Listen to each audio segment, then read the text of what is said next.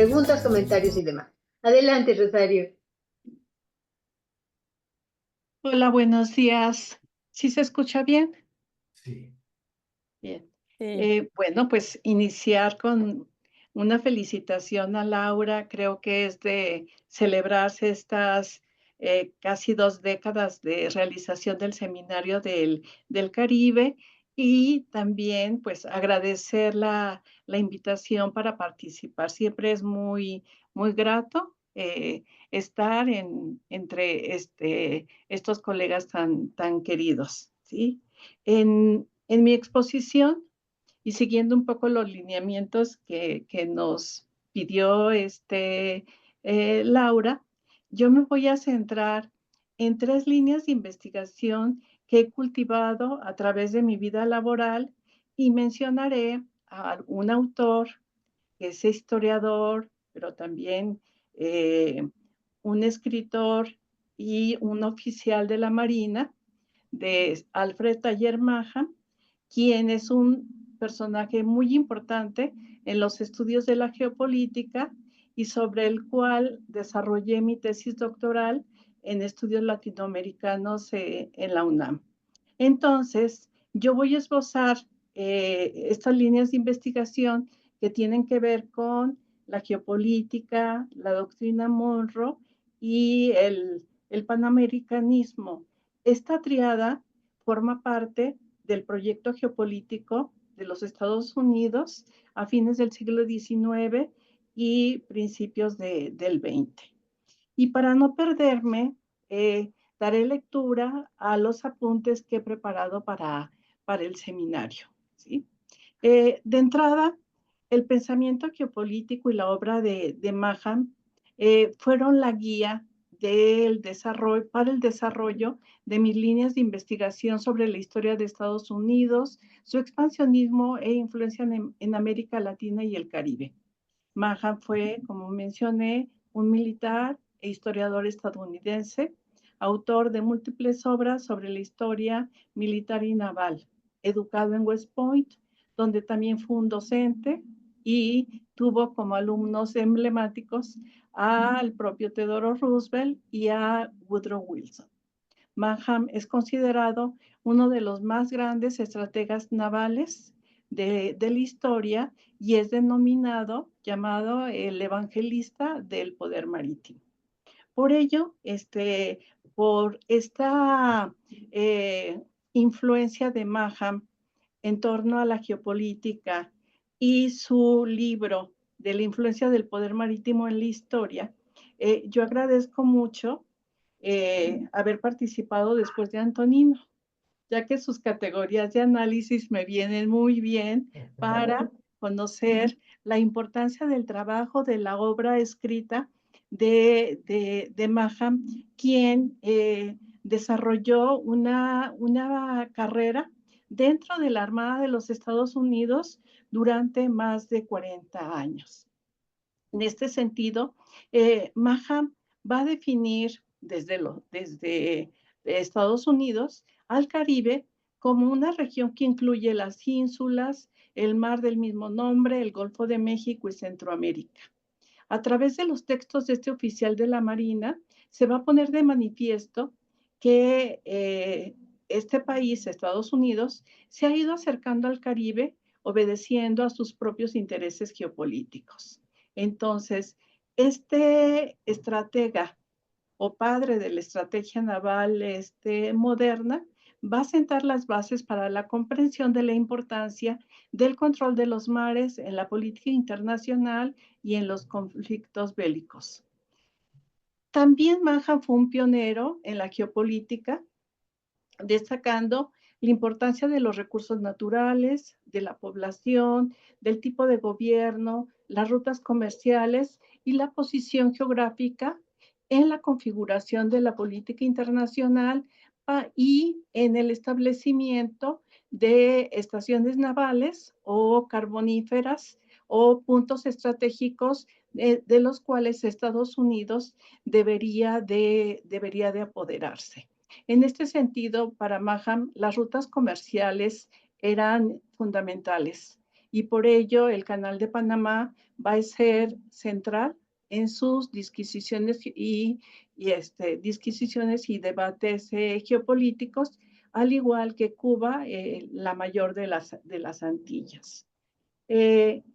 Maham, después de participar en el Comité de Guerra de la Guerra de 1898, va a seguir escribiendo y publicando diferentes obras sobre estrategia naval hasta su muerte en 1914.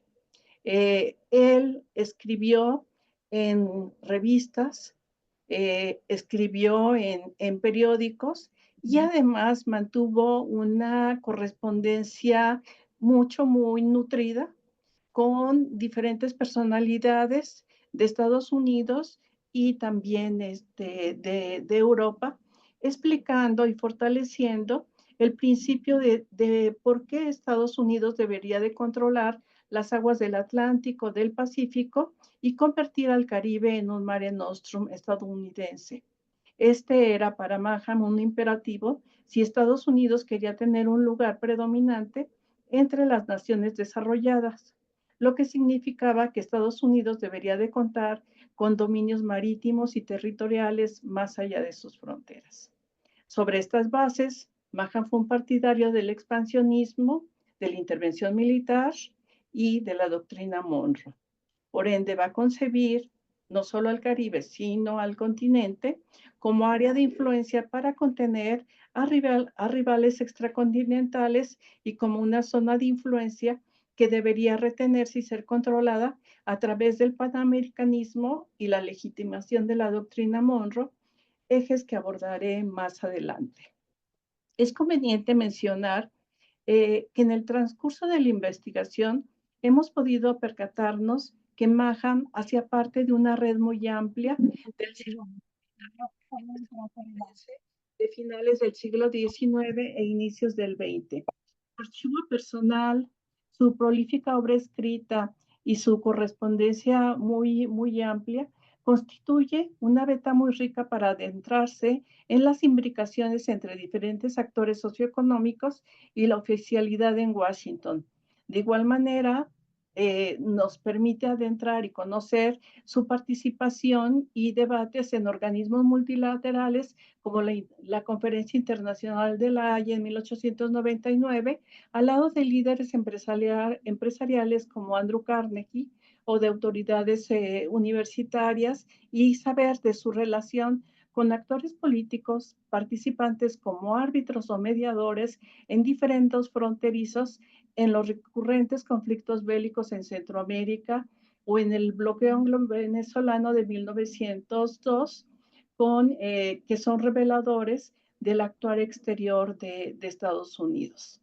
También a través del prisma de la obra de Maham y su lugar dentro del Buró de Guerra, pude percatarme no solo de cuestiones bélicas, sino me llevaron a adentrarme en las administraciones de los gobiernos militares estadounidenses en Cuba, es decir, las administraciones de John Brooke, del general Leonard Hood, de Charles Magoon, de Howard Taft, actores todos políticos de primer orden, en la toma de decisiones en los enclaves insulares estadounidenses, tanto en el Pacífico como en el Caribe.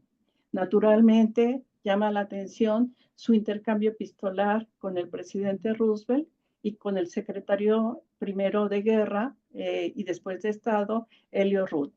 De igual manera, la revisión de los archivos de los personajes arriba mencionados, es decir, de Root, Roosevelt, Leonard Hood, Howard Taft y Charles Magoon, nos va a permitir ir abordando acontecimientos, procesos y coyunturas sufridas tanto en Cuba como en Centroamérica, derivado de las continuas intervenciones de Estados Unidos durante la primera década del siglo XX, e ir siguiendo las relaciones de poderes que Washington desplegó hacia los diferentes países de América Latina. Es decir, las redes y conexiones de Maham y estos actores políticos los ubican como los agentes del expansionismo en Panamá, Filipinas, Cuba, República Dominicana, Honduras, entre otros lugares. Inclusive, Leonard Hood fue el encargado de resguardar la frontera norte de México en la antesala de la Revolución Mexicana. La segunda vertiente a la que me referiré es la doctrina Monroe, ya que esta doctrina ha sido parte fundamental dentro del proyecto geopolítico de nación estadounidense y es un principio impregnado de un nacionalismo hegemónico muy acendrado.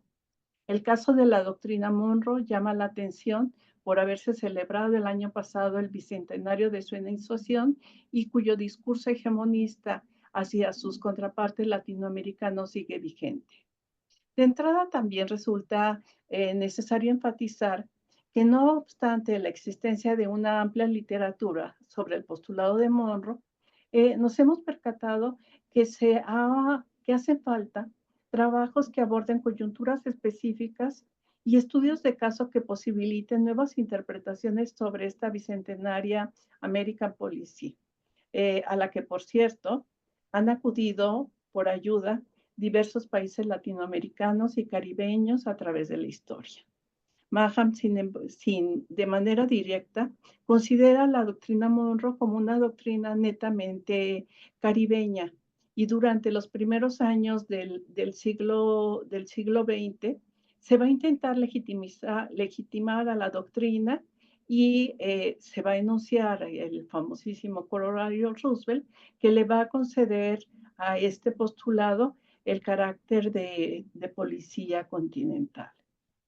Desde luego, la enunciación de la doctrina Monroe también va a suscitar que en el ámbito político, diplomático latinoamericano se den doctrinas como la doctrina Drago y se debata en torno a la negativa del cobro coercitivo de las deudas. Entonces, la doctrina Monroe está, está siendo debatida en la primera década del siglo XX y no solamente desde Washington se piensa impulsarla, legitimarla y concederle una validez jurídica, sino también en el ámbito latinoamericano se está buscando contrarrestarla.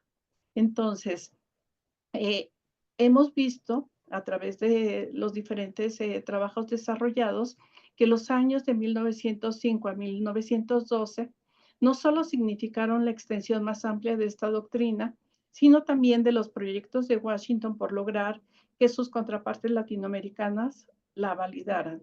Fueron coyunturas en las que Washington se convirtió, como señalaba, en el polizonte del continente americano. El panamericanismo es el tercer eje investigativo que delinearé de manera breve. Y es que en este periodo se realizaron 4 conferencias panamericanas de 1899 a 1910, conferencias que me han llevado a ver las posibilidades de estudio sobre los procesos, las coyunturas y acontecimientos latinoamericanos que están teniendo lugar en los albores del siglo XX. Y también el estudio de estos encuentros panamericanos me han permitido ver que a través de un mejor conocimiento de estos cónclaves es posible adentrarse en la historia de América Latina y la desarrollada entre los países del continente. El panamericanismo, es decir, puede analizarse a través del discurso de coyuntura y la construcción de líneas de opinión pública expresada en los medios escritos de comunicación. En este sentido, también el estudio de estos cónclaves nos puede posibilitar a identificar a los actores políticos participantes en estas conferencias, algunos de los cuales favorecerán contradictoriamente a las ligas antiimperialistas que surgieron en Estados Unidos después de la Guerra del 98 y a la vez clamarían por la validación de la doctrina Monroe, tal como fue el caso del denominado Rey del Acero, Andrew Carnegie, fundador de la filantropía moderna. Para ir cerrando mi exposición, consideramos que estas conferencias también pueden ser estudiadas desde su estatus de iniciativa unilateral de Estados Unidos o bien pueden ser vistas como un organismo multilateral donde tuvo lugar la conformación de bloques regionales, es decir, el escenario donde los actores diplomáticos defendían el interés de su nación, el teatro de operaciones y estrategias de alianzas para contrarrestar el intervencionismo foráneo y tratar de ir conteniendo y lograr hacer un peso a la hegemonía estadounidense. Por último, dentro de este contexto, eh, considero que en estos encuentros se han abordado de manera tal que se han marginado las coyunturas de los países participantes y también no se han visto las dinámicas y las especificidades de cada uno de los encuentros panamericanos. Es decir, no es lo mismo la relación entre los países latinoamericanos realizada en la conferencia, por ejemplo, de México de 1901-1902 a la de 1910 realizada en Buenos Aires, donde se ponía de manifiesto la problemática entre los países latinoamericanos y que se ventilaba al interior de los trabajos de las comisiones. Por último, constituye otra asignatura pendiente adentrarse en los debates que tuvieron lugar al interior de las comisiones, de las agendas y de las resoluciones. En este sentido, el trabajo que presentaré cubrirá estos tres ejes, pero estos tres ejes forman parte de un todo y el punto de partida y guía serán los postulados realizados en la obra de Maja y en su correspondencia epistolar. Eso sería todo. Muchas gracias. Gracias a ti, Rosario.